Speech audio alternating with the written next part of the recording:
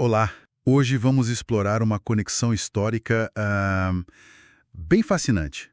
Como a França não só apoiou a independência dos Estados Unidos, mas também foi, assim, crucial na definição do seu território. É uma história que vai bem além da ajuda militar, né? Começa séculos antes. É verdade, muitas vezes a gente pensa na França só como aliada na Revolução, mas a influência começa com as primeiras explorações e reivindicações de terras que eram, nossa, gigantescas. Então, voltando lá para os séculos XVI, XVII, temos o Jacques Cartier no São Lourenço, o Samuel de Champlain fundando Quebec.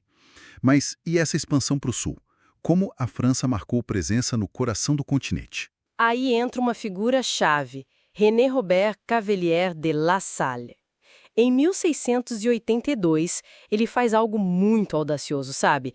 Ele desce o rio Mississippi inteirinho até o Golfo do México e reivindica toda a bacia hidrográfica para o rei Luís XIV e batiza essa área imensa de Louisiana. E quando a gente fala imensa, estamos falando de quê, exatamente? É meio difícil visualizar essa primeira Louisiana. Pensa num território que ia, dos Grandes Lagos, quase lá no Canadá, até o Golfo do México, cobrindo terras que hoje formam uns 15 estados americanos. Uau! É. Controlar o Mississippi significava controlar o acesso ao interior do continente, né? A ambição ali era notável. Essa nova França parece ter tido um estilo um pouco diferente das colônias britânicas na costa leste.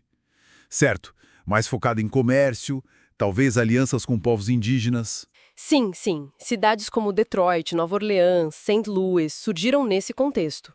Muitas vezes bem integradas a redes de comércio e alianças com nações indígenas, tipo os Hurões e Algonquinos. Isso, claro, acabou levando a atritos com os britânicos, que também queriam se expandir para o oeste. Natural. E o choque veio na Guerra dos 7 Anos, ou French and Indian War, como é chamada lá na América. Uma guerra que, não terminou muito bem para a França na América do Norte, né? Quais foram as consequências diretas dessa derrota? Foram drásticas, viu? Pelo Tratado de Paris, de 1763, a França perdeu o Canadá e todas as terras a leste do Mississippi para a Grã-Bretanha. E ainda, num movimento estratégico, cedeu a Louisiana Ocidental para a Espanha, que era sua aliada. Nossa! Essa derrota não só redesenhou o mapa, mas, olha que interessante, os custos da guerra para a Grã-Bretanha ajudaram a criar as tensões fiscais que depois levaram à Revolução Americana. Uma consequência meio indireta, mas super importante. E essa tensão toda deu à França uma chance de revanche, talvez?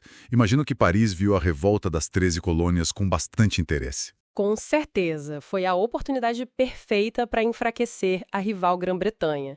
Primeiro, o apoio foi meio secreto, sabe? A partir de 1776, com armas, suprimentos. Depois, em 1778, a França entrou oficialmente na guerra. E aí entram figuras importantes, né? Benjamin Franklin buscando apoio. Exato, o Franklin foi crucial na negociação dessa aliança. Em campo tivemos figuras como o jovem Marquês de Lafayette. Só 19 anos. Pois é, e o experiente Conde de Rochambeau. Eles foram fundamentais. E o ponto alto dessa colaboração militar toda foi Yorktown, em 1781. Quão decisiva foi a ajuda francesa ali? Foi absolutamente crucial. Em Yorktown, as tropas terrestres francesas, comandadas pelo Rochambeau, e talvez o mais importante, a frota naval do almirante de Grasse, eles bloquearam qualquer reforço ou fuga britânica pelo mar. Entendi. Cercaram eles. Exatamente, cercaram o exército do Cornwallis. É impressionante pensar que, metade das tropas aliadas combatendo em Yorktown eram francesas. Metade. Sim. Sem esse poderio naval e terrestre combinado, a vitória americana ali seria, muito, muito improvável. Uau. Ok, avançando um pouco no tempo. Início do século XIX. Napoleão entra em cena e a Louisiana volta para mãos francesas, vinda da Espanha. Mas ele não fica com ela por muito tempo, né? O que o fez vender um território tão vasto assim para os americanos? Napoleão tinha grandes planos para um império francês na América, mas a realidade na Europa era complicada. Guerras constantes exigindo muitos recursos e, além disso, teve a Revolução no Haiti, uma revolução de escravizados, muito custosa para a França e que acabou sendo bem-sucedida. Isso tornou a base caribenha desse império inviável. Ah, entendi. Então, Pragmaticamente, ele viu que a Louisiana era difícil de defender e muito cara para manter. Vender para os americanos pareceu a melhor saída e ainda trazia dinheiro rápido. E que venda!